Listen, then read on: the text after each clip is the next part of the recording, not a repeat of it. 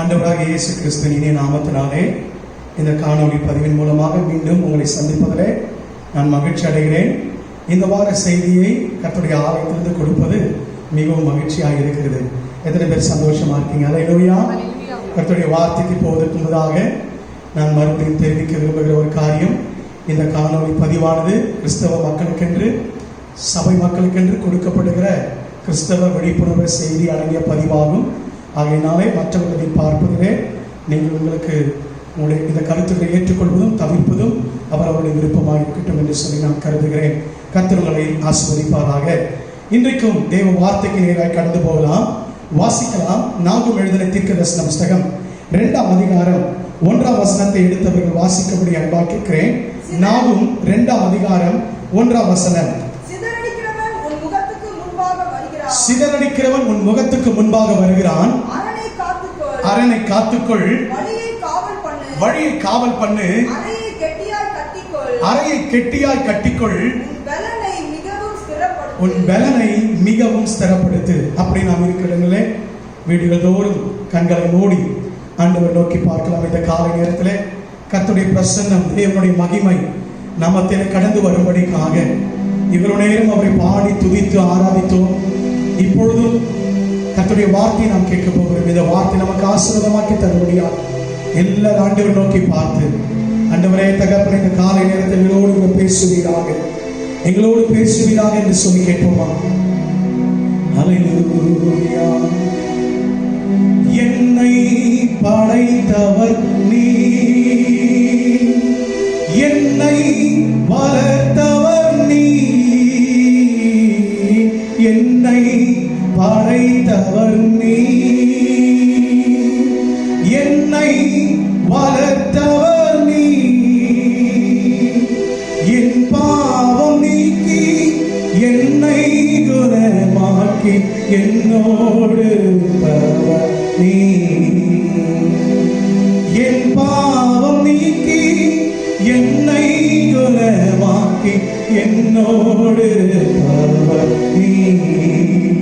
இயேசுவே இயேசுவே இயேசுவே இயேசுவே இயேசுவே இயேசுவே இயேசுவே இயேசுவே பேசும் தெய்வம் நீ,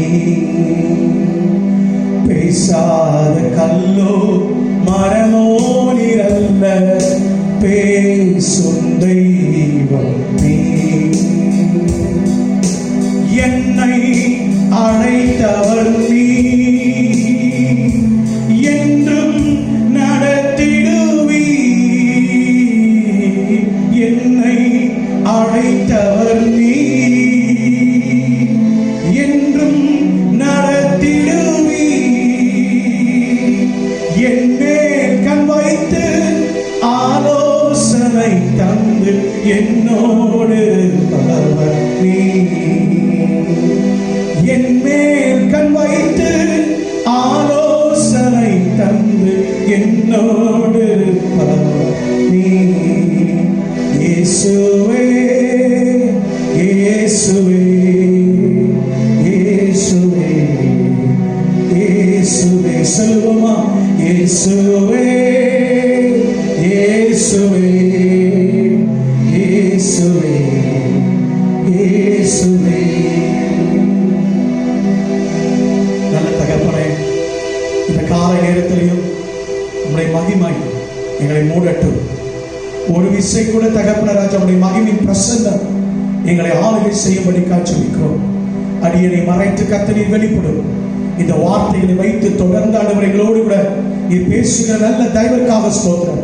இந்த கடைசி நாளில் நாங்கள் எங்களை ஆயத்தப்படுத்திக் கொள்ள, ஆண்டவரே, நாங்கள் எங்கள் ஆத்துமாக்களுக்கு உத்தரவாதியாய் காத்துக்கொள்ள நீர் எங்களுக்கு அருள் புரியும்படி காட்சிக்கிறேன். எந்தெந்த வீடுகளிலே தேவ பிள்ளைகள் இந்த செய்தியை கேட்டுக்கொண்டிருக்கிறார்களோ, ஆண்டவரே தகப்பன், இந்த செய்தியை கேட்கிற நேரத்தில் தானே இந்த வார்த்தையோட இருதயத்திலே கிரியை செய்யும்படி காட்சிக்கிறேன்.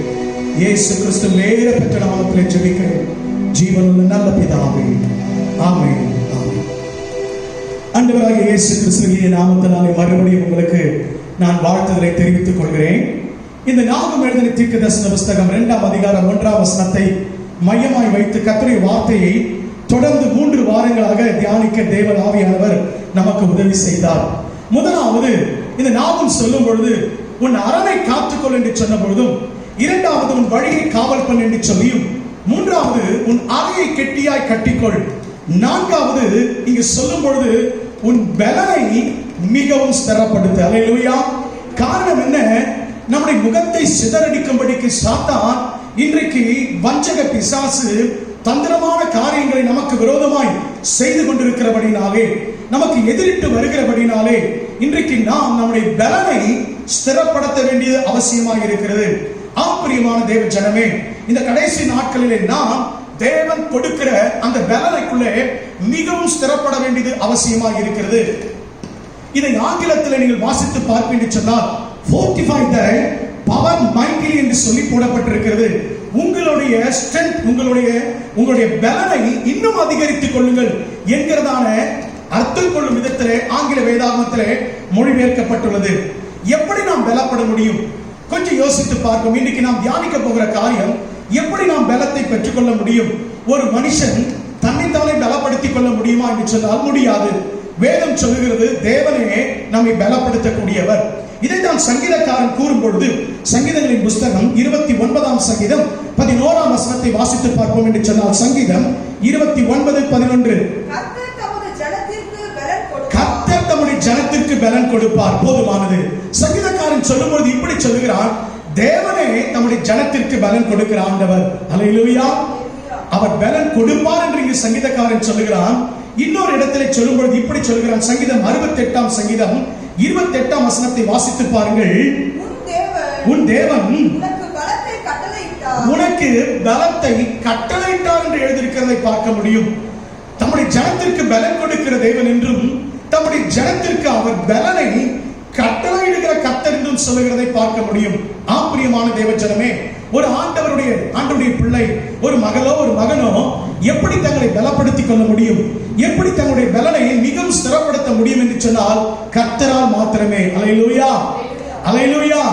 அப்போஸ்தலனாகிய பவுல் தன்னுடைய அனுபவத்திலே கூறும்போது இதைத்தான் பிலிப்பியருக்கு எழுதின நிருபம் 4ஆம் அதிகாரம் 13ஆம் வசனத்தில் இப்படி சொல்கிறான். பிலிப்பியர் 4:13 வாசியுங்கள். நன்றாய் கவனிங்கள். நம்ம எல்லாருக்கும் தெரிந்த நல்ல பரிச்சயமான வசனம், என்னை பலப்படுத்துகிற கிறிஸ்துவினாலே எல்லாவற்றையும் செய்ய. அல்லேலூயா.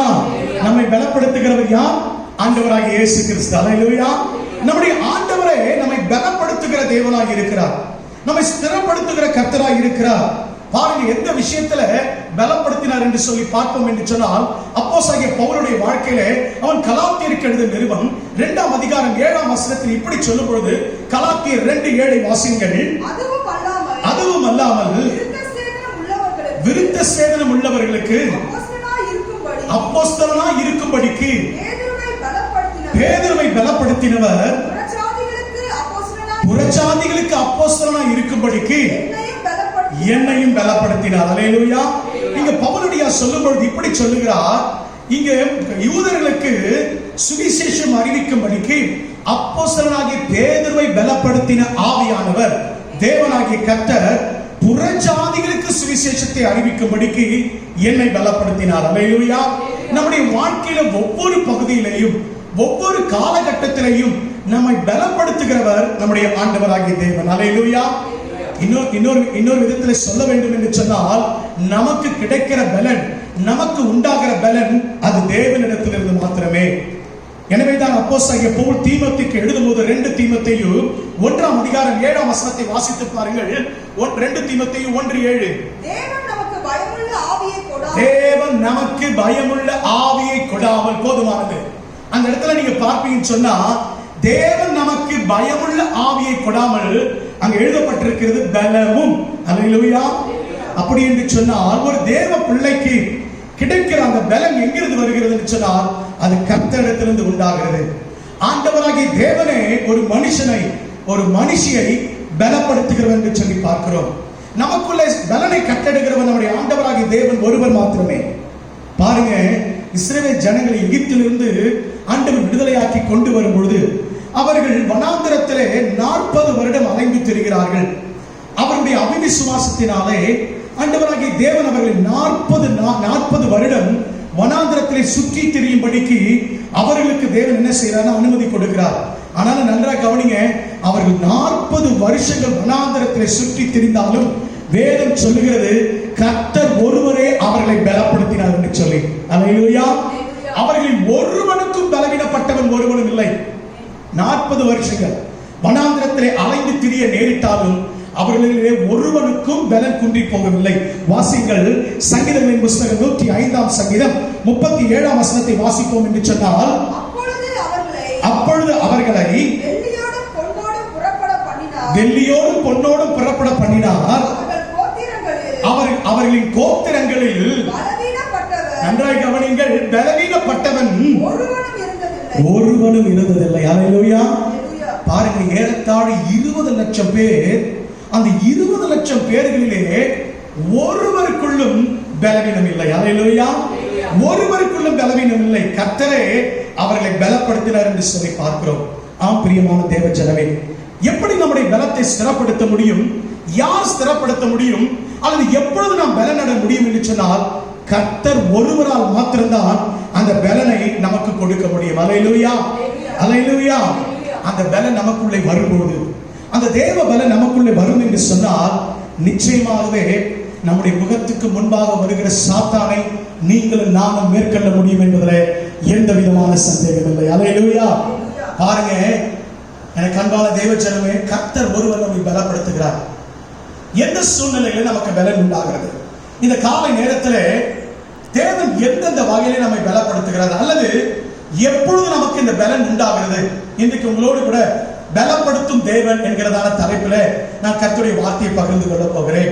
ஆண்டவர் எப்பொழுது நமக்கு பலனை தருகிறார், அல்லது ஒரு மனுஷனுக்குள்ளே எப்பொழுது பலன் உண்டாகிறது? ஒரு 3 காரியங்களை இந்த காலை நேரத்தில் சுருக்கமாய் வேகமாய் உங்களோடு கூட பகிர்ந்து கொண்டு நான் உங்களுக்காக ஜெபிக்க இருக்கிறேன். முதலாவதாக வாசிக்கலாம், நெகேமியாவின் புத்தகம் 8ஆம் அதிகாரம் 10ஆம் வசனத்தை நாம் வாசிக்க கேட்போம். வாசிங்க.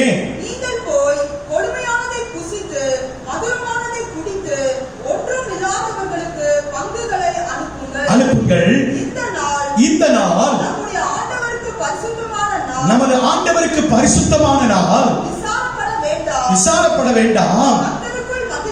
நன்றாய் கவனிங்கள், கர்த்தருக்குள் மகிழ்ச்சியா இருப்பதே உங்களுடைய பலன் என்றார். அல்லேலூயா. கர்த்தருக்குள் மகிழ்ச்சியா இருப்பதே நமது பலன். முதலாவது, ஒரு தேவ பிள்ளைக்கு எப்படி பலன் உண்டாகிறது, எப்பொழுது தேவனுடைய பலன் கிடைக்கிறது என்று சொல்லி பார்ப்போம் என்று சொன்னால், எந்த ஒரு தேவனுடைய பிள்ளைகள், எந்த ஒரு தேவனுடைய மகனோ மகளோ கர்த்தருக்குள் மகிழ்ச்சியா இருக்கிறார்களோ, ஆண்டவருக்குள் மகிழ்ச்சியா இருக்கிறார்களோ, அப்பொழுது கர்த்தருடைய பலன் உண்டாகும். அல்லேலூயா. பாருங்க, இந்த உலகத்தில் இருக்கிறவர்களுக்கு எதெதையோ மகிழ்ச்சி, எதெதையோ பலன். சில பேருக்கு உலக காரியங்களையே நாட்டம், அவர்களுக்கு அதிலே பலன். அந்த பலன் எல்லாம் கொஞ்சம் நாளைக்கு தான், அந்த பலன் எல்லாம் கொஞ்சம் வயது வரைக்கும் தான், அந்த பலன் எல்லாம் சரீரத்துக்கு மாத்திரம் தான். ஆனால் வேதம் சொல்லுகிறது கர்த்தருக்குள் மனமகிழ்ச்சியா இருப்பதே நமது பலன் என்று சொல்லி. பிரியமான தேவ ஜனமே, அதனாலதான் ஆண்டவர் இந்த மாதம் அந்த வார்த்தையை கொடுத்தார். தேசமே பயப்படாதே, மகிழ்ந்து கலிகூர் என்று சொல்லி. அல்லேலூயா. நாம் கர்த்தருக்குள் கலிகூறும் பொழுது தேவ பலன் நமக்கு உண்டாகிறது. அந்த தேவ பலன் நம்ம என்ன செய்கிறதுனா, நம்மை ஸ்திரப்படுத்தி கிறிஸ்துவுக்குள் இன்னும் அதிகமாய் ஓட வைக்கிறது. பாருங்க, இங்க இஸ்ரவேல் ஜனங்கள் நெகேமியா சொல்லும் பொழுது, நீங்கள் கர்த்தருக்குள் மனமகிழ்ச்சியார்கள் என்று சொல்லும் பொழுது எந்த சூழ்நிலையில் இதை சொல்லுகிறார்? எப்பொழுது இவர்களுக்கு களி கூறுதல் உண்டாகிறது? சங்கீதக்காரன் சொல்லும் பொழுது சொல்லுகிறான், சிலருக்கு திராட்சரசம் பெருகிற காலத்தை மகிழ்ச்சி உண்டாகும், ஆனால் எங்கள் தேவனாகிய கர்த்தர் எங்கள் இருதயத்திலே சந்தோஷத்தை மகிழ்ச்சியை தந்தார் என்று சொல்லி. எப்பொழுது ஒரு தேவ பிள்ளைக்கு இருதயத்திலே மகிழ்ச்சி, எப்பொழுது ஒரு தேவ பிள்ளைக்கு இருதயத்திலே சந்தோஷம், நீங்க நன்றாய் முதலாவது அதை அறிந்து கொள்ள வேண்டும். இங்க இருக்கிற சூழலை கொஞ்சம் பாருங்க, எப்படி இவர்களுக்கு மகிழ்ச்சி உண்டானது. வாசிக்க கேட்போம். நெகேமியாவின் அந்த புத்தகத்தில் 4ஆம் வசனத்தை 5ஆம் வசனத்தை வாசிங்க. 8ஆம் அதிகாரம் 4-5 வசனங்களை வாசிங்க. வேத பாரகனாகிய எஸ்ரா செய்யப்பட்ட நின்றான். அவனுக்கு வலது பக்கமாக மத்தித்தியாவோ, செமாவோ, அனாயாவோ, உரியாவோ, இல்கியாவோ, மாசேயாவோ அவனுக்கு இடது பக்கமாக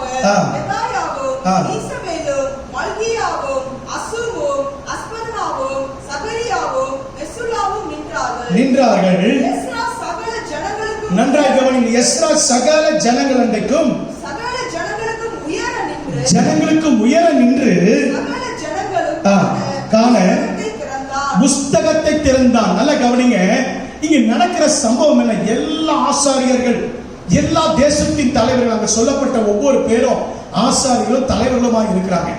ஒவ்வொரு மக்களையும் தன் அண்டையில வரவழைத்து, நல்லா கவனிங்க, ஒவ்வொரு மக்களையும் தன் அண்டையில வரவழைத்து எஸ்ரா எழுந்து நின்று புஸ்தகத்தை திறந்தான். என்ன புஸ்தகத்தை திறந்தான்? நியாய பிரமாண புஸ்தகத்தை திறந்தான் என்று சொல்லி வேதம் சொல்லுகிறது. வாசிங்கள். வாசிங்க. ஜனங்கள் எல்லாரும் எழுந்து நின்றார்கள். வேத புஸ்தகத்தை வாசிக்கும் போது என்ன செய்தார்களாம்? எழுந்து நின்றார்கள். ஜனங்கள் எல்லாரும் நியாயப்பிரமாணத்தின் வார்த்தைகளை கேட்ட பொழுது அழுதபடியால் போதுமானது. அந்த வார்த்தைகளை கேட்ட பொழுது அவர்கள் மிகுந்த துக்கம் கொண்டு அழுதார்களாம். ஏன் அழுதார்கள்? அந்த வார்த்தை அவர்களை புடமிட்டது என்று சொல்லி பார்க்கிறோம். 9-10 வசனங்களை வாசித்து பார்ப்பீங்க சொன்னால் 9-10 வசனங்களை வாசிங்க. ஜனங்கள் எல்லாரும் நியாயப்பிரமாணத்தின் வார்த்தைகளை கேட்ட பொழுது அழுதபடியால் இப்பொழுது அந்த நெகேமியா அவர்களை பார்த்து சொல்லுகிறார். வாசிங்க.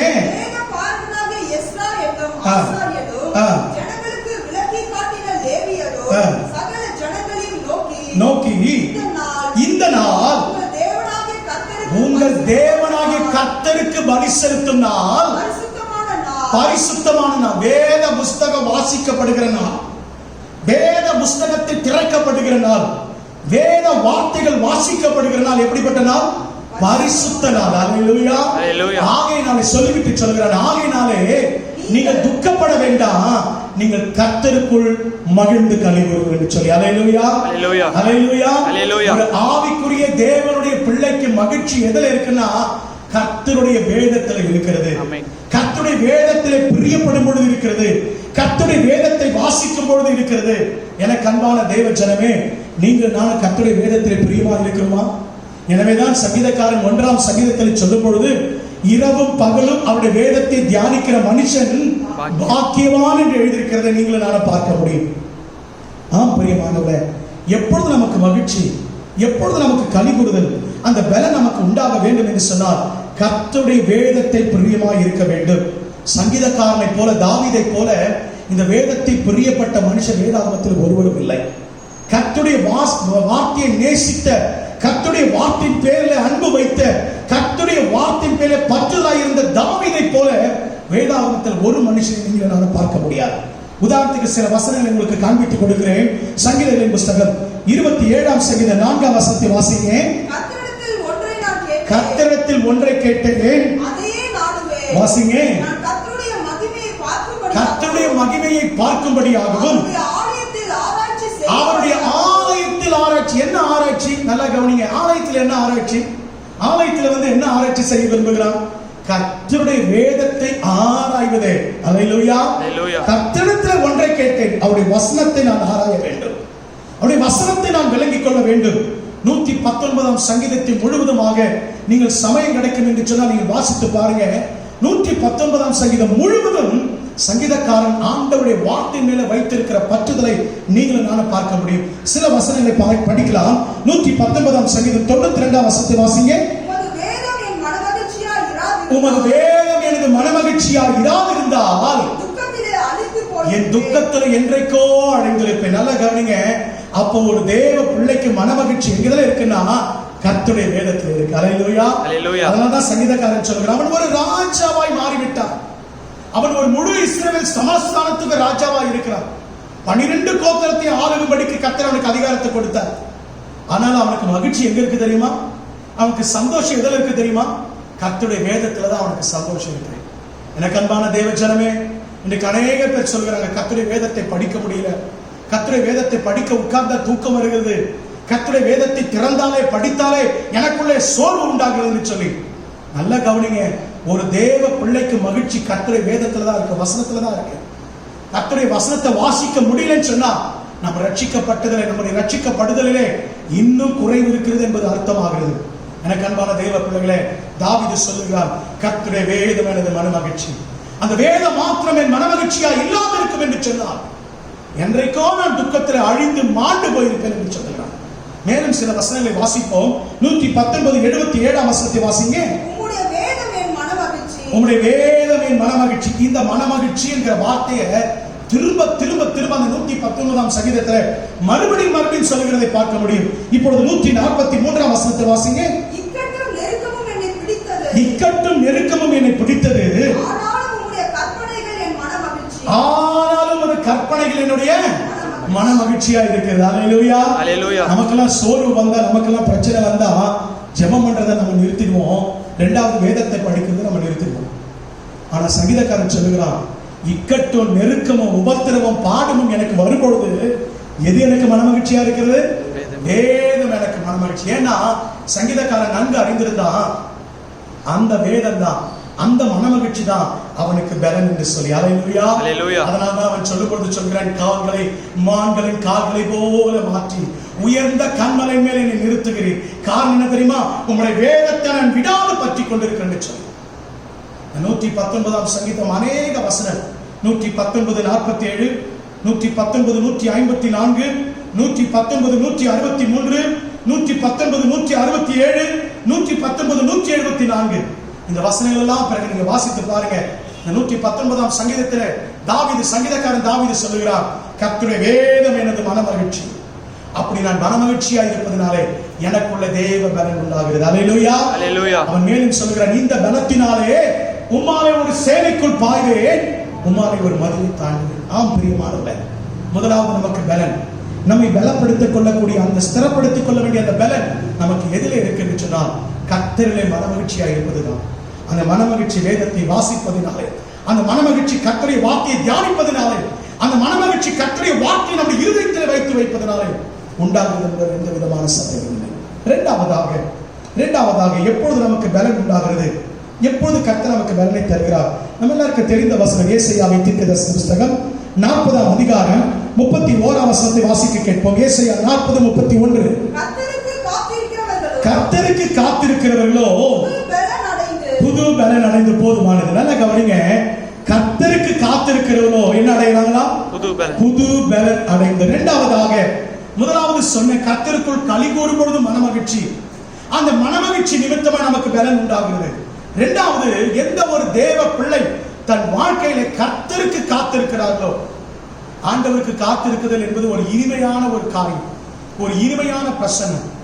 இந்த உலகத்துல இருவர் நேசித்துக் கொள்வார் என்று சொன்னா, ஒருவரை ஒருவர் விரும்புகிற 2 பேரை பாருங்க.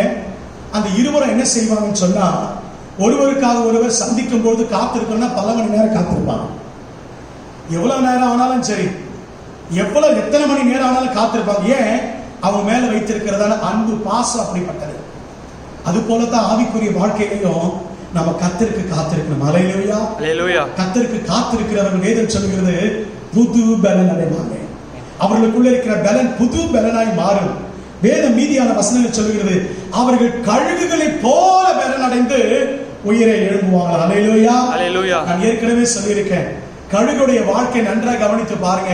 ஒரு காலகட்ட வரைக்கும் கழுகு தன்னுடைய வாழ்க்கையில இது பறந்து திரிந்து தன்னுடைய இரைகளை வேட்டையாடி அது வாழ்ந்து கொண்டிருக்கும். ஆனா ஒரு குறிப்பிட்ட காலம் வரும்பொழுது இரையை வேட்டையாடுவது தவிர்த்து விட்டு உயர்ந்த கண்மலைக்கு சென்று ஒரு குறிப்பிட்ட கண்மலையின் வெடிப்பிலே அது தெரிந்தெடுக்கிற ஒரு இடத்திலே உட்கார்ந்து பல வருடங்கள் என்று சொல்லி அங்க ஆராய்ச்சியாளர்கள் சொல்லுகிறாங்க, பறவையை ஆராய்ச்சி செய்கிற ஆராய்ச்சியாளர்கள் சொல்றாங்க, பல வருடங்கள் அது என்ன செய்யுமா, ஆகாரத்தை உண்ணாமல் தண்ணீரை குடிக்காமல் அப்படியே அந்த கண்மலையின் வெடிப்பிலே உட்கார்ந்து கொண்டிருக்குமா, காத்திருக்குமா. எதற்கு காத்திருக்கு தெரியுமா? தன்னுடைய சரீரத்தில் இருக்கிற எல்லாம், அந்த மேல இருக்கிற சிறகுகள் எல்லாம் விழுந்து விடுமா. ஒரு சிறகு இல்லாதபடிக்கு எல்லாம் விழுந்து அது மொட்டையாய் காணப்படுமா. அது எல்லா காரியத்தையும் முறித்து போட்டு புது பலன் வருகிற வரைக்கும் அது என்ன பண்ணுமா, அந்த கண்மலை வெடிப்பில காத்திருக்குமா. பிரியமான தேவனுடைய பிள்ளைகளை, நாம கூட ஆவிக்குரிய வாழ்க்கையில கிறிஸ்து நம்மை பலப்படுத்தும் வரைக்கும், ஆண்டவர் நம்மை புது பலத்தினாலே நிரப்பும் வரைக்கும் அவருடைய சமூகத்திலே அவருக்காக காத்திருக்க வேண்டும். இன்னைக்கு அநேகருக்கு காத்திருக்க மனது இல்லை. இன்னைக்கு அநேகர் என்ன செய்யறாங்கன்னா, இன்னைக்கு அநேகருடைய காரியம் என்னன்னா, ரட்சிக்கப்பட்ட உடனே நான் கர்த்தருக்காக எல்லாவற்றையும் செய்திடணும், கர்த்தரின் வாழ்க்கையில அற்புதம் செய்திடணும், ஆலயத்துக்கு வந்த உடனே எல்லாம் நடந்துடணும், ஜெபித்த உடனே அடுத்த நிமிஷமே அற்புதம் நடந்துடணும், அப்படி அவர்கள் நினைக்கிறதுனால தான் அவர்களுக்கு நடக்காத போது, காலம் தாமதிக்கும் பொழுது, தேவன் தம்முடைய சித்தத்தை குறித்த காலத்தை நிறைவேற்ற வைத்திருக்கும் பொழுது பின்மாற்றத்துக்கு நேராக கடந்து போகிறோம். ஆனா நீங்களும் நானும் அப்படி இருக்கக்கூடாது. கர்த்தருக்கு காத்து இருக்கிறோம். பாருங்க, சங்கீதங்களின் புஸ்தகம் 103 சங்கீதம் 5 வசனத்தில் இப்படியாய் வாசிக்கிறோம். சங்கீதம் 103:5 வாசிங்க.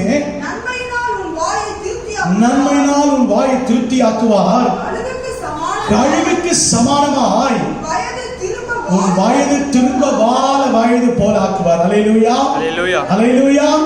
கழுகுக்கு சமானமாய் நம்முடைய வயதை திரும்ப வாழ வயதாய் போல மாதிரி மாற்றுகிற கர்த்தர். அல்லேலூயா, அல்லேலூயா. ஒன்றே ஒன்றுதான், கர்த்தருக்கு காத்திருக்கணும். ஆண்டவராகிய இயேசு கிறிஸ்து இந்த பூமியில தம்முடைய ஊழியத்தை நிறைவேற்றி முடித்த பின்பு அவர் பரலோகத்துக்கு எடுத்துக்கொள்ளப்படுவதற்கு முன்பதாக தம்முடைய சீஷர்களை தம்மிடத்திலே வரவழைத்தார். எருசலேமில் அவர்களை வரவழைத்து அவரை பார்த்த ஆண்டவர் சொல்லுகிறார், ஒரு வசனம் வாசிக்கிறேன். லூக்கா எழுதின சுவிசேஷம் 24 அதிகாரம் 49 வசனத்தை வாசிக்க கேட்போம். நன்றாய் கவனிங்கள். என் பிதா வாக்குத்தத்தம் பண்ணின இதோ வாக்குத்தத்தம் பண்ணினவரை இதோ நான் உங்களுக்கு அனுப்புகிறேன். நீங்களோ உன்னதத்திலிருந்து வரும் பலனால், நன்றாய் கவனிங்க, உன்னதத்திலிருந்து பெறப்படுகிற அனுப்பப்படுகிற பலனால் தரிப்பிக்கப்படும் வரைக்கும் எருசலேம் நகரத்தில் என்ன பண்ணுங்க? காத்திருங்க, அங்கேயே இருங்க என்று சொன்னார். அல்லேலூயா, அல்லேலூயா. ஆண்டவர் 3 வருஷம் அவங்களை உருவாக்கிட்டாரு, கற்றுக் கொடுக்க வேண்டியதெல்லாம் போதிச்சிட்டாரு. பிதாவை பார்த்து யோவான் 17 அதிகாரத்தில் சொல்லுகிறாரு, நீர் கொடுத்த எல்லாவற்றையும் நான் அவர்களுக்கு கொடுத்துட்டேன்னு சொல்றாரு. ஆனா பரமேறும் போது ஆண்டவர் சொல்லல, நீங்க போய் உடனே போய் ஊழியத்தை ஆரம்பிங்க, உடனே போய் எல்லாவற்றையும் செய்யுங்கன்னு சொல்லல. அதற்கு மாறா ஒரு காரியத்தை சொல்றாரு, நீங்க எருசலேமை போய் என்ன பண்ணுங்க? எருசலேம் எனக்காக காத்துருங்க. நீங்க காத்திருக்கும் பொழுது உன்னதத்தின் பலனாலே, பரிசுத்த ஆவியானவரை குறித்து சொல்லப்படுகிறது உன்னதத்தின் பலன் என்று சொல்லப்படுகிறது. அல்லேலூயா, அல்லேலூயா. அந்தபடித்தானே சீஷர்களும் சில ஸ்திரீகளும் இயேசுவின் தாயாகிய மரியாளும் அந்த பெந்தகோஸ்தே நாளிலே அந்த மேல் வீட்டறையில காத்திருந்த பொழுது, ஒரு நாள் 2 நாள் இல்லைங்க, 40 நாள் காத்திருந்தார்கள். எத்தனை நாள் காத்திருந்தாங்க? 40 நாள் காத்திருந்தாங்க. 40 நாள் அல்லும் பகலும் உபவாசித்து அவர்கள் ஜெபித்துக் கொண்டிருந்தாங்க. வேதம் சொல்லுகிறது 50வது நாளிலே, 50வது நாளின் முடிவிலே உன்னதத்தின் பலத்தினாலே கர்த்தர் அவர்களை நிரப்பினார். அல்லேலூயா, அல்லேலூயா. அப்போஸ்தலர் நடவடிக்கைகள் 1 அதிகாரம் 8 வசனத்தில் ஆண்டவர் சொல்றார், அந்த உன்னதத்தின் பலன் வரும்போது நீங்கள் உங்கள் சரீரத்திலும் ஆவியிலும் பலன் அடைவீர்கள். 2 அதிகாரம் 1-2 வசனங்களை பிறகு வாசித்து பாருங்க. அவர்கள் காத்திருந்த போது அந்த பலனை பெற்றுக் கொண்டார்கள். அல்லேலூயா, அல்லேலூயா. இரண்டாவது, எப்பொழுது நமக்கு பலன் உண்டாகும்? கர்த்தருடைய சமூகத்திலே காத்திருக்கும் பொழுதுதான். ஏசாயாவின் தீர்க்கதரிசன புஸ்தகம் 25 அதிகாரம் 9 வசனத்தை வாசிக்க கேட்போம். அக்காலத்திலே, எந்த காலத்திலே? கர்த்தருக்காக காத்திருக்கிற அந்த கடைசி நாட்களிலே வாசிங்க. இதோ இவரே நம்முடைய தேவன், இவருக்காக காத்திருந்தோம், இவர் நம்மை ரட்சிப்பார், இவரே கர்த்தர், இவருக்காக காத்திருந்தார். நன்றாக கவனிங்க, ஏசாயா சொல்கிற கடைசி நாட்களிலே நாம் இப்பொழுது என்ன பண்ணி கொண்டிருக்கிறோம்? கர்த்தர் சபை எடுத்துக் கொள்ளப்படுகிற நாட்களாக காத்து கொண்டிருக்கிறோம். இந்த நாள்ல நாம சொல்ற காரியம் இதுதான். நாம காத்து கொண்டிருக்கிறோம். ஆண்டவரே, நாம் உமக்காக காத்து கொண்டிருக்கிறோம். நம்ம காத்து கொண்டிருக்கிற நம்ம ஒவ்வொருவரையும் நம்மை காத்திருக்கிறத வீண் போக விட மாட்டார். நம்மை பலப்படுத்தி அவருக்காக சாட்சியாய் ஓட செய்து எழுப்புதலை காண செய்து சபையை அவரோடு கூட எடுத்துக்கொள்வார். அல்லேலூயா, அல்லேலூயா, அல்லேலூயா, அல்லேலூயா. ஆம் பிரியமானவர்களே, இரண்டாவது, கர்த்தருக்காக காத்திருக்கும் போது பலன் உண்டாகும்.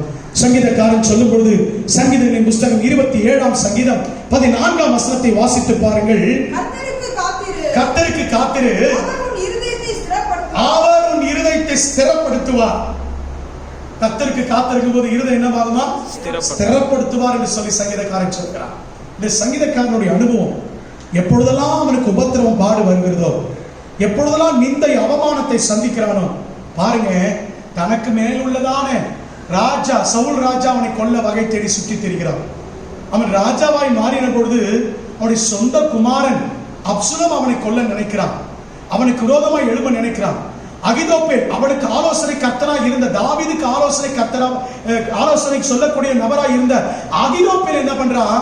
இப்பொழுது தாவீதுக்கு விரோதமா ஆலோசனை சொல்ல நினைக்கிறான். ஆனால் இப்படிப்பட்ட காலத்துல தாவீது என்ன செய்தார் தெரியுமா? அவன் பட்டயத்தை உருவி போய் சண்டை போடுற, எதிர்த்து நிக்கிற. தேவனாகிய கர்த்தர் அவனுக்கு கற்றுக் கொடுத்திருக்கிற ஒரு பாடம், உனக்கு விரோதமாய் சத்துருக்கு எழுப்பி வரும்போது என் சமூகத்திலே காத்திரு, நீ என்னை நோக்கி அமர்ந்திரு. அல்லேலூயா, அல்லேலூயா. ரட்சிப்பு அவராலே வரும். பிரியமான தேவ பிள்ளைகளே, இங்கு சங்கீதக்காரன் சொல்லுகிற ரட்சிப்பு மீட்பை குறித்து அல்ல, பாதுகாப்பை குறித்து இருக்கிறது. நமக்கு விரோதமாக எத்தனை சத்துருக்கள் எழுப்பினாலும் சரி, நீங்களும் நானும் யுத்தம் பண்ணவே வேண்டாம், அமைதியா இருப்போம். ரெண்டு காரியத்தை செய்யணும். நமக்கு விரோதமாய் சத்துருக்கள் எழுப்பி வரும்போது, ஒன்று அமைதியாய் கர்த்தருடைய சமூகத்தில் காத்திருக்கணும். இரண்டாவது அவரை ஆசீர்வதித்து ஜெபிக்க கற்றுக்கொள்ளணும். இந்த ரெண்டு காரியத்தை மாத்திரம் நம்ம செய்வோம் என்று சொன்னால் பாதுகாப்பு, ரட்சிப்பு கர்த்தரிடத்திலிருந்து உண்டாகும். நம்மை பலப்படுத்துகிறவர் கர்த்தராயிருப்பார். அல்லேலூயா, அல்லேலூயா. தாவீதுடைய அனுபவங்களை கொஞ்சம் சொல்ற, படிச்சு கொள்ளலாமா? சங்கீதங்களின் புஸ்தகம் 84ஆம் சங்கீதம் 10ஆம் வசனத்தை வாசிக்கும்படி அன்பாய் கேட்கிறேன். 1000 நாளை பார்க்கிலும் பாருங்க, நான் ராஜாவா இந்த பூமியை, இந்த ராஜ்யத்தை ஆளுகிற 1000 நாளை பார்க்கிலும். பாருங்க, நமக்கெல்லாம் சந்தோஷம் எங்க இருக்கும்? இந்த உலகத்தின் அதிகாரத்தையும் இந்த உலகத்தின் பட்டம் பதவிகளை அனுபவிப்பதில் சந்தோஷம் இருக்கும். நான் தாவீது சொல்லுகிறான், தனக்கு பலன் எங்க இருக்கு சொல்றான் தெரியுமா? தனக்கு ஸ்ட்ரென்த் எங்க இருக்குன்னு சொல்றான் தெரியுமா? 1000 நாளை பார்க்கிலும், வாசிங்க, உமது பிரகாரங்களில் நான் வந்து காத்திருக்கும் அந்த நாள் என்னுடைய வாழ்க்கையில் இனிமையான நாள். அல்லேலூயா, அல்லேலூயா. பாருங்க, மேற்கொண்டு வாசிங்க. அதே சங்கீதங்களின் புஸ்தகம் 84ஆம் சங்கீதத்தில் 5 முதல் 7 வசனங்களை நீங்கள் வாசித்து பார்ப்பீர்கள் சொன்னால், உம்மிலே பலன் கொள்ளுகிற மனுஷனும் தங்கள் இருதயங்களில் செவ்வையான வழிகளை கொண்டிருக்கிறவனும் பாக்கியவான்கள். கர்த்தருக்கு காத்திருக்கும் போது அவருடைய பலன் உண்டாகிறது. அவர்கள் பாக்கியவான்களாக இருக்கிறாங்க. அவங்க என்ன செய்வாங்களா? அழுகையின் பள்ளத்தாக்கை உருவ நடந்து அதை நீரூற்றாக்கி கொள்ளுகிறார்கள். மழைகளும் குளங்களை நிரப்பும் என்று சொல்லி வேதம் சொல்லுகிறது. பிரியமான கர்த்தருடைய பிள்ளைகளே, இவையெல்லாம் சங்கீதக்காரன் தாவீதுடைய அனுபவங்கள். இதெல்லாம் தன்னுடைய வாழ்க்கையில் அனுபவித்தது தான் அவன் பாடலாக சங்கீதமாக எழுதி வைத்திருக்கிறான். பிரியமானவர்களே, கர்த்தருக்கு காத்திருக்கும் போது பலன், கர்த்தருக்கு காத்திருக்கும் போது புது பலன். பாருங்க, பிரசங்கி எரேமியா புலம்பல்ல சொல்லும்போது இப்படி சொல்லுகிறார். வாசிங்க, புலம்பலின் புஸ்தகம் 3ஆம் அதிகாரம் 25-26 வசனங்களை வாசிக்க கேட்போம். தமக்கு காத்திருக்கிறவர்களுக்கும் தம்மை தேடுகிற ஆத்துமாவுக்கும் கர்த்தர் நல்லவர். கர்த்தருடைய ரட்சிப்புக்கு நம்பிக்கையோடு காத்திருப்பது நல்லது. அல்லேலூயா, அல்லேலூயா. யாருடைய ரட்சிப்புக்காக? கர்த்தருடைய ரட்சிப்புக்காக நம்பிக்கையோடு காத்திருக்கணுமா? நம்ம காத்திருக்கும் போது பலன் அடைவோம். அந்த காத்திருப்பதில் ஒரு நாள் வீண் போகாது. பிரியமான கர்த்தருடைய பிள்ளைகளை, இன்றைக்கு சபை காத்திருக்குது. நீங்களும் நானும் காத்து கொண்டிருக்கிறோம். எதற்காக தெரியுமா? உன்னதத்தின் பலன். அதனால்தான் ஆண்டவர் யோவேல்ல வாக்கு கொடுத்திருக்கிறார், கடைசி நாளிலே மாம்சமான யாவர் மேலும் என் ஆவியை ஊற்றுவேன் என்று சொல்லி. முந்தின ஆலயத்தின் மகிமையை காட்டிலும் இந்த மாத வாக்குத்தத்த வசனத்தை தியானிக்கும் போது இந்த வசனத்தை தியானித்தோம். கடைசியா செய்ய போகிற பெரிய காரியங்களை செய்வார். 3வது பெரிய காரியம் என்ன தெரியுமா? அந்த அபிஷேகத்தை ஊற்ற போகிறார். இப்பொழுது இருக்கிற அபிஷேகம் அல்ல, இப்பொழுது நாம் தரித்திருக்கிற பலன் அல்ல, உன்னதத்தின் பலன் இன்னும் ஒரு விஷயம் நம்மை நிரப்ப போகிறது. காத்திருக்கும் போது, கர்த்தருக்காக நம்பிக்கையோடு காத்திருக்கும் போது நிச்சயமாய் நம்மை பலப்படுத்துவதற்கு தேவன் முன்வைந்தவர். மூன்றாவதாக எப்பொழுது நமக்கு பலன் கொடுக்கிறார், எப்பொழுது நமக்கு பலன் உண்டாகும் என்று சொன்னால், வாசியுங்கள், யோபுவின் புஸ்தகம் 17ஆம் அதிகாரம் 9ஆம் வசனம். யோபுவின் புஸ்தகம் 17ஆம் அதிகாரம் 9ஆம் வசனம். நீதிமான் தன் வழியை உறுதியாய் பிடிப்பான், சுத்தமான கைகள் உள்ளவன் மென்மேலும் பலத்து போவான். அல்லேலூயா, பலத்தின் மேல் பலன் அடைவானாம். ஆங்கில வேதாகமத்தில் இது எப்படி மொழிபெயர்க்கப்பட்டிருக்கிறது சொன்னால், clean hands shall be stronger and stronger. அல்லேலூயா, பலத்தின் மேல் பலன். யாருக்கு பலத்தின் மேல் பலன்? யாருக்கு பலத்தின் மேல் பலன்? அந்த வசனத்தை மறுபடியும் வாசிக்கும்படி கேட்கிறேன். சுத்தமான கைகள் உள்ளவன். அல்லேலூயா, அல்லேலூயா. நம்முடைய இருதயம் சுத்தமா இருந்தா போதாது, நம்முடைய ஆத்மா சுத்தம் இருந்தா போதாது, நம்முடைய சிந்தைகள் சுத்தமா இருந்தா மட்டும் போதாது, ஒரு தேவ பிள்ளைக்கு கரங்களும் சுத்தமா இருக்கணும். அல்லேலூயா. பாருங்க, யோபு அழகா இங்க சொல்லுகிறான், சுத்தமான கைகள் உள்ளவன் மென்மேலும் பலத்து போவான். ஸ்ட்ராங்கர் அண்ட் ஸ்ட்ராங்கர், பலத்தின் மேல் பலன் அடைவான். அல்லேலூயா. ஒரு தேவ பிள்ளைக்கு மூன்றாவது எப்பொழுது பலன் தெரியுமா? எப்பொழுது பலன் அடையும் தெரியுமா? சுத்தமான கைகள் இருக்கும். ஏங்க சுத்தமான கைக்கும் பலத்துக்கும் என்னங்க சம்பந்தம் இருக்கு? ஆம் பிரியமான தேவ ஜனமே, கிறிஸ்துவின் ராஜ்யம் பேச்சில் அல்ல, அது கிரியையில இருக்கிறது என்று அப்போஸ்தலன் பவுல் சொல்றார். நம்முடைய கைகள் சுத்தமா இருந்தா கர்த்தர் நம்மை பலப்படுத்துவார். அல்லேலூயா, அல்லேலூயா.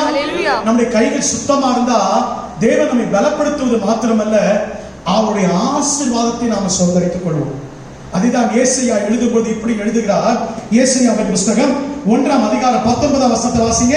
நீங்கள் மனம் பொருந்தி செவி கொடுத்தால், நல்ல கவனி, நீங்கள் மனம் பொருந்தி செவி கொடுத்தால் தேசத்தின் நன்மையை புசிப்பீர்கள். தேசத்தின் நன்மையை புசிப்பீங்க. கர்த்தர் தேசத்துல கொடுக்கிற நன்மையை புசிப்பீங்க. இப்ப இருக்கிற சூழ்நிலை தேசம் கொடுமையான நிலையில போயிட்டு இருக்கு.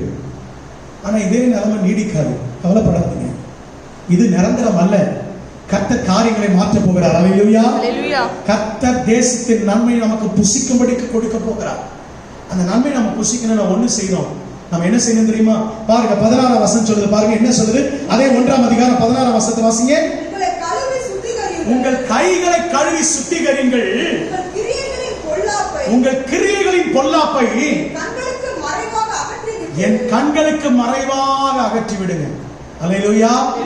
என் கண்களுக்கு மறைவாக அகற்றி விடுங்க. உங்கள் கைகளை கழுவிக் கொள்ளுங்கள். உங்கள் கைகள் சுத்தமாக இருக்கட்டும் என்று ஆண்டவர் சொல்லுகிறார். பிரியமான தேவனுடைய பிள்ளைகளே, எல்லாவற்றுக்கும் தாவீதை ஒரு உதாரணமா நான் வைக்க விரும்புகிறேன். வேதத்துல கர்த்தருக்கு இருதயத்துக்கு ஏன் ஆண்டவர் தாவீதை இருதயத்துக்கு பிரியமானவன் சொன்னான்னு இப்பதான் எனக்கு புரியுது. ஏன் ஆண்டவர் தாவீதை மாத்திரம் இருதயத்துக்கு பிரியமானவன் என்று சொன்னார் தெரியுமா? தாவீதுடைய வாழ்க்கையில சகலத்தையும் ஆண்டவருக்கு நேர்த்தியாக செய்தார். பாருங்க, சங்கீதங்களின் புத்தகம் 24ஆம் சங்கீதம் 4-5 வசனங்களை வாசிக்க கேட்போம். 24ஆம் சங்கீதம் 4ஆம் வசனம் 5ஆம் வசனம். கைகளில் சுத்தமுள்ளவனும், கைகளில் சுத்தமுள்ளவனும், இருதயத்தில் மாசில்லாதவனும். இருதயத்தில் மாசில்லாதவன். பாருங்க, கைகளில் சுத்தமுள்ளவனும் இருதயத்தில் மாசில்லாதவனும். இது எதற்காக சொல்லப்படுது தெரியுமா? அந்த 24ஆம் சங்கீதத்தை 1 நீங்க பின்னாடி வாசித்து பாருங்க. கர்த்தருடைய பர்வதத்துல பரலோகத்துக்கு போனோம்னா என்ன அவசியம் தெரியுமா? கைகளில் சுத்தம் உள்ளவர்களாக இருக்கணும். மேலும் சங்கீதக்காரன் 26ஆம் சங்கீதம் 7ஆம் வசனத்தில் சொல்லும்போது இப்படி சொல்கிற வாசிங்க. சங்கீதம் 26:7. நான் குற்றம் இல்லாமையினாலே என் கைகளை கழுவி உம்முடைய பீடத்தை சுற்றி வருகிறேன். ஆண்டவரே, உம்முடைய சன்னிதானத்தை நான் சுற்றி வருகிறேன். அப்பா, எப்படி தெரியுமா? எப்படி தெரியுமா? அழுக்கு படிந்த கரை படிந்த கைகளோடு அல்ல, சுத்தமாக்கப்பட்ட கைகளோடு. அல்லேலூயா. கைகள் என்று சொல்லுவது நம்முடைய சரீர பிரகாரமான கரங்களை மாத்திரம் குறிக்கல, நம்முடைய கரத்தின் கிரியைகளை குறித்து பேசப்படுகிறது. பிரியமான தேவ ஜனமே, மூன்றாவது, நீ கர்த்தருடைய பலத்தை அடையணும்னா, பலத்தின் மேல் பலன் உனக்கு உண்டாகணும்னா உன் கை சுத்தமா இருக்கும். நீ செய்கிற எல்லா கிரியைகளிலும் சுத்தமான கிரியைகளா இருக்கும். பாருங்க, மாம்சத்தின் கிரியைகள் கர்த்தருக்கு அருவருப்பானது, ஆவின் கிரியிலே சந்தோஷப்படுகிற தேவனாகிய கர்த்தர். மேலும் சங்கீதம் 73ஆம் சங்கீதம் 13ஆம் வசனத்தை வாசிக்கும்படி அன்பாய் கேட்கிறேன். நான் விருதாவாகவே என்னுடைய இருதயத்தை சுத்தம் பண்ணி குற்றம் இல்லாமையினாலே என் கைகளை கழுவுகிறேன். மறுபடியும் மறுபடியும் மறுபடியும் சங்கீதக்காரன் தேவ சமூகத்தில் சொல்லுகிற அறிக்கையிடுகிற ஒரு காரியம், என் கைகளை கழுவுகிறேன், என் இருதயத்தை மாசில்லாம காத்துக் கொள்ளுகிறேன். அருமையான தேவ பிள்ளைகளை, உத்தமனுக்கு கர்த்தர் துணை. மறந்து போகாதீங்க. சுத்தமுள்ளவருடைய கை மென்மேலும் பலத்து போகும். சுத்தமுள்ள கைகளை உடையவர்களை கர்த்தர் ஆசீர்வதிக்கிறார். பாருங்க, இதை சொன்ன யோபுடைய வாழ்க்கை நமக்கு நல்லா தெரியும். அவன் தன்னுடைய கையை சுத்தமாய் காத்துக் கொண்டபடினாலே ஒரு சில வசனங்களை வாசிப்பு. யோபு 9ஆம் அதிகாரம் 30ஆம் வசனத்தை வாசிங்க. நான் உறைந்த மழை போன்ற தண்ணீரிலே மூழ்கி என் கைகளை சௌகாரியத்தினாலே கழுவுகிறேன். யோபு 33:9. யோபுவின் புத்தகம் 33ஆம் அதிகாரம் 9ஆம் வசனம். நான் மீறுதல் இல்லாதபடிக்கு சுத்தன் குற்றமற்றவன் என்னில் அக்கிரமம் இல்லை. பாருங்க, இதை சொன்ன யோபுடைய வாழ்க்கையில ஆண்டவர் இரட்டத்தனையான ஆசீர்வாதத்தை கொடுத்தார். அவனுக்கு பலன் எதுல கிடைச்சதுன்னா, இந்த சுத்தமுள்ள கைகளினால் அவனுக்கு பலன் கிடைச்சது. அதனுடைய விளைவு என்னன்னா, யோபுவை இரட்டத்தனையை ஆசீர்வதித்தார். நல்லா கவனிங்க, சுத்தமுள்ள கை உள்ளவனுக்கு ஆண்டவர் பலத்தை கட்டளையிடுகிறவர் மாத்திரமல்ல, அவனை கர்த்தர் மென்மேலும் ஆசீர்வதிப்பார். அல்லேலூயா. எசேக்கியா ராஜாவை குறித்து வாசிக்கிறோம். 2 ராஜாக்களின் புஸ்தகம் 20ஆம் அதிகாரம் முழுவதும் நீங்கள் பிறகு வாசித்து பாருங்க. அங்க எசேக்கியா ராஜா வியாதிப்பட்ட பொழுது கர்த்தருக்கு முன்பாக ஒரு விண்ணப்பத்தை செய்கிறார். ஒரு வசனத்தை மாத்திரம் வாசிங்க. 2 ராஜாக்கள் 20ஆம் அதிகாரம் 3ஆம் வசனம். கர்த்தாவே, நான் உமக்கு முன்பாக உண்மையும் மன உத்தமமாய் நடந்து உமது பார்வைக்கு நலமானதை செய்தேன் என்று நினைத்தருளும் என்ற எசேக்கியா ராஜா இங்கு வியாதிப்பட்டு மரணத்துக்கு எதுவாக இருக்கிறார். அப்பொழுது ஆண்டவரை பார்த்த ஒரு விண்ணப்பத்தை செய்றார். கர்த்தாவே, நான் உமக்கு முன்பாக உத்தமமாய் நடந்து கொண்டதை நினைத்தருளுங்கப்பா. என் கரம் சுத்தமாய் இருந்தது, என் கரத்தினால நான் பாவத்தை செய்யல, என் கரம் அக்கிரமம் செய்யலன்னு சொல்லி எசேக்கியா ராஜா சொல்லுகிறார். யோபுவை இரட்டத்தனையை ஆசீர்வதித்தார். எசேக்கியாவுக்கு 15 வருஷத்தை வாழ்நாளிலே கூட்டி கொடுத்தார். அல்லேலூயா. காரணம் ஒண்ணே ஒண்ணுதான், சுத்த மனசாட்சி, சுத்த கைகள் அவரிடத்தில் காணப்பட்டது. வேதாகமத்தில் பல தேவ மனுஷர்களை உங்களுக்கு நான் அடையாளம் காட்டி கொடுக்க முடியும். யாரெல்லாம் தங்கள் கரத்தை சுத்தமாய் வைத்துக் கொண்டார்களோ பாருங்க, தேவாலயத்துக்குள் போகிறதான அப்போஸ்தலனாகிய பேதுரும் யோவானும் பிறவியிலிருந்து முடவனா இருக்கிற மனுஷனை பார்த்து சொல்றாங்க, வெள்ளியும் பொண்ணு எங்களிடத்தில் இல்ல, சுத்தமாய் நாங்கள் இருக்கிறோம். அல்லேலூயா. அதுக்கு முந்தின அதிகாரத்தில் தான் சொல்லப்பட்டிருக்கு. அதுக்கு முந்தின வசனங்கள் தான் அப்போஸ்தலர்கள் தங்களுடைய ஆஸ்திகளை சொத்தை விற்று கொண்டு வந்து எங்க வைத்தாங்களாம்? அப்போஸ்தலருடைய பாதத்தில் வைத்தாங்க. ஆனா அடுத்த அதிகாரத்தில் சொல்றாங்க, வெள்ளியும் பொண்ணு எங்களிடத்தில் இல்ல. அப்ப என்ன அர்த்தம்? வெள்ளியின் மேலும் பொண்ணின் மேலும் தங்கள் பாதத்தில் வைத்த, தங்களிடத்தில் கொண்டு வந்து வைத்த வெள்ளி மேலும் பொண்ணின் மேலும் ஆசை பற்றுதல் அவங்களுக்கு இல்ல. அதை உரிமை பாராட்டல. அவங்க அந்த பிறவி சப்பானியை பார்த்து சொல்றாங்க, வெள்ளிய பொண்ணு இடத்துல இல்ல, ஒன்று இருக்குது, இயேசுவின் நாமம். அந்த இயேசுவின் நாமம் எப்படி அவங்களுக்குள்ள தரித்து தெரியுமா? சுத்தமாய் தங்களை காத்துக் கொண்டபடினாலும். எனக்கு அன்பு தேவ பிள்ளைகளே, எனக்கு அன்பான சபை மக்களே, தேவ ஜனமே, கர்த்தர் நம்மை பலப்படுத்தணும்னா நம்முடைய கை அப்பழுக்கற்ற சுத்தமான கைகளாக இருக்கும்.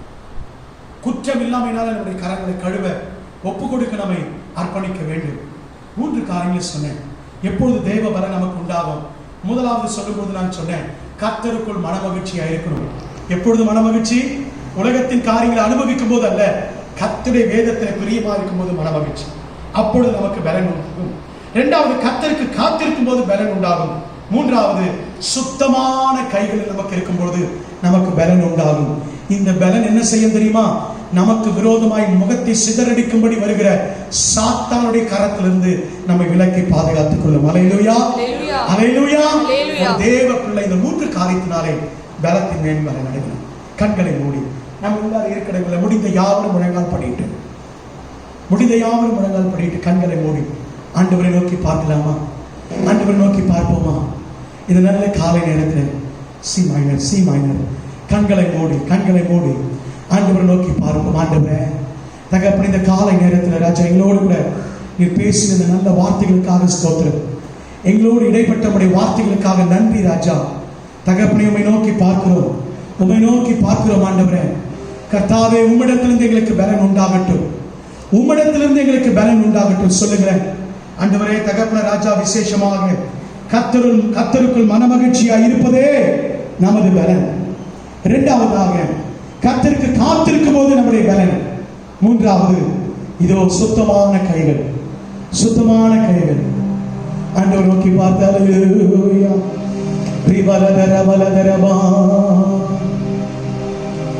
உமாக்கு நன்றி ராஜா. சொல்லுங்க ஆண்டவரே, சங்கீதக்காரன் சொல்லுகிறது போல உடைய சமூகத்தில் நான் எப்போ வந்து நிற்பேன் ஐயா? உடைய சமூகத்தில் நான் எப்பொழுது வந்து காத்திருப்பேன்? அந்தி சந்தி மத்தியான நேரத்தில் நான் உடைய சன்னிதானத்தில் வந்து உமக்காக காத்திருப்பேன். உமக்கு நன்றி ராஜா. அப்பா, உம் சந்நிதியில் தான் அகமகிழ்ந்து கலை கூறுவே. என் அப்பா, உம் சந்நிதியில் தான் அகமகிழ்ந்து கலை கூறுவே. எப்போது உம்மை காண்பே, பாடுவோமா? நான் எப்போது உம்மை காண்பே. ஏங்குதையா என் இதயம், ஏங்குதையா என் இதயம். எஜமானரே என் இயேசு ராஜனே, எஜமானரே என் இயேசு ராஜனே, என் எண்ணமெல்லாம் பாடுவோமா, என் ஏக்கமெல்லாம் சித்தம் செய்வதற்கானே, என் எண்ணமெல்லாம் என் ஏக்கமெல்லாம் சித்தம் செய்வதற்கானே. எஜமானரே எஜமானரே என் இயேசு ராஜனே, என் எஜமானரே என் இயேசு ராஜனே. ஆம் ராஜா, பலத்தின் மேல் பலங்களை கர்த்தருக்குள் மனமகிழ்ச்சியாக இருக்க ஒப்புக் கொடுக்கிறோம். கர்த்தருக்குள் காத்திருக்கைகளை ஒப்புக் கொடுக்கிறோம். சுத்தமான கைகளை இருதயம் உடையவர்களாக அர்ப்பணிக்கிறோம். இதோ முகத்தை சிதறடிக்கிற சாத்தான் உனக்கு விரோதமாய் உனக்கு முன்பாக வந்து கொண்டிருக்கிறான். உன் அரணை காத்துக் கொள்வாயா? உன் வழிக்கு காவல் பண்ணுவாயா? உன் அறையை கெட்டியாய் கட்டிக்கொள்வாயா?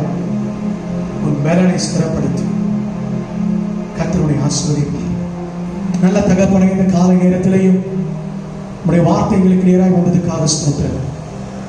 இந்த வார்த்தைகள் ஒவ்வொருடைய இல்லத்திலேயும் உள்ளத்திலேயும் தொனித்ததுக்காக நன்றி. இது மனுஷனுடைய சத்தம் அல்ல ஆண்டவரே, நீர் பேசியிருக்கீங்க. உம்முடைய வார்த்தையை ஜனங்களுக்கு கொடுத்திருக்கீங்க. இந்த வார்த்தையின்படி தங்களை வாழ அர்ப்பணிக்க உதவி செய்யும். பலத்தின் மேல் பலன் அடைந்து சீயோனில் வந்து நிற்க ஆண்டவரே, இந்த ஊரடங்கு உத்தரவு முடிந்து லாக்டவுன் பீரியட் எல்லாம் முடிந்து சபைக்குள்ள அடி எடுத்து வைக்கும் போது ஒவ்வொரு தெய்வ பிள்ளைகளும் பலத்தின் மேல் பலன் அடைந்தவர்களாய் வந்து கர்த்தரை ஆராதிக்க தொழுது கொள்ள, கர்த்தருடைய ஆண்டவரை ஊழியத்தை நிறைவேற்றுகிற பிள்ளைகளாய் காணப்பட ஆண்டவரே, அந்த நாளிலே ஒருவரும் எங்களுக்கு கற்றுக் கொடுக்க வேண்டியதில்லை. பரிசுத்த ஆவியானவரை நடத்த போகிறேன். தொடர்ந்து பலப்படுத்தும். இந்த வாரத்தில் யாரெல்லாம் பிறந்த நாள் திருமண நாள் காண்கிறார்களோ அவர்கள் எல்லாம் ஆசீர்வதிங்க. பலவீனப்பட்டவர்கள் ஒவ்வொரு மேலே கர்த்தருடைய கரத்தை வையும். தொடர்ந்து நீர் ஆசீர்வதி. எல்லா பலவீனத்தை மாற்றும். அதே போல பொருளாதார தேவைகளோடு ஆண்டவரே, வறுமையோடு நெருக்கத்தோடு ஆண்டவரே தகப்பனை யாரிடத்திலே செல்வோம், இந்த ஊரடங்கு உத்தரவு முடியும் வரை நாங்கள் எப்படி எங்கள் வாழ்க்கையை நடத்துவோம் என்று சொல்லி கலங்கி தவித்துக் கொண்டிருக்கிற அருமையான தேவ பிள்ளைகளுக்கு பரலோகத்திலிருந்து ஆசீர்வாதம் உண்டாகும்படி சொல்லிக்கிறேன். தேவ வல்லமை விளங்கட்டும். சீக்கிரத்தில் ஆண்டவர் இந்த கொரோனா வைரஸுடைய கிருமிகள்லாம் ஆண்டவர் தேசத்தை விட்டு முற்றிலுமாய் அடிக்கப்பட்டு என் தேவன் ஒரு பரிபூர்ண சுகத்தை கொடுக்கிறாடி. இதோ நான் உன்னை குணமாக்க என்று சொல்கிறேன். உன் சீர்கேட்டை குணமாக்க என்று சொன்னீரே. ஆண்டவரே தகப்பனை இந்த எல்லா கிருமிகளையும் ஆண்டவரே தகப்பனை தேசத்தை விட்டு அகற்றும், மாநிலத்தை விட்டு அகற்றும், பட்டணத்தை விட்டு அகற்றும், உலக நாடுகளில் இல்லாமல் போவதாக இயேசுவின் நாமத்தினால். ஆண்டவரே, ஒரு விசை கூட இதனாலே பாதிக்கப்பட்டிருக்கிற ஒவ்வொரு ஜனங்களை தொட்டு சுகமாக்கும். ஆண்டவரே, மரணம் அடைந்த ஆண்டவரே ஒவ்வொரு குடும்பத்திற்கும் தேவையான ஆறுதலை கொள்ளும். எங்கள் தேசத்தில் ஒரு மரணமும் நடக்காத வண்ணம் கர்த்தர் நீங்க வேலையடைங்கப்பா பாதுகாத்துக் கொள்ளுங்கள். விசேஷமாய் சபை மக்களையும் குடும்பத்தையும் சிறு பிள்ளைகளை கர்த்தர் வேலையெடுத்து பாதுகாத்துக் கொள்ளுங்கள். சகல துதி கன மகிமை யாவையும் ஒருவருக்கே செலுத்தி ஜெபிக்கிறோம். மீட்பரும் இரட்சகருமாகிய இயேசு கிறிஸ்துவின் விலையேற பெற்ற நாமத்திலே ஜெபிக்கிறேன் ஜீவனுள்ள நல்ல பிதாவே, ஆமென், ஆமென். சேர்ந்து சொல்லுவோம். என் ஆத்துமாவே கர்த்தரை ஸ்தோத்திரி, என் முழு உள்ளமே உடைய பரிசுத்த நாமத்தை ஸ்தோத்திரி. என் ஆத்துமாவே கர்த்தரை ஸ்தோத்திரி, கர்த்தர் செய்த சகல உபகாரங்களையும் மறவாதே. ஆமென், ஆமென்.